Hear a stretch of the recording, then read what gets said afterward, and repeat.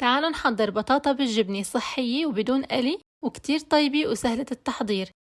بالبداية ببدأ بتقطيع البطاطا لمكعبات بهالشكل حتى تنسلق معي أسرع، وبسلقها وببدأ بهرسها بهالشكل حتى تصير ناعمة. بضيف عليها نص كوب طحين وملعقة وسط ملح وملعقة صغيرة فلفل أسود. بعجن المكونات مع بعض منيح حتى أحصل على عجينة متماسكة. بقطعها لقطع متساوية بهالشكل وبفرد قطعة البطاطا بكف إيدي وبحشيها بمكعبات جبنة القشقوان وبسكرها منيح.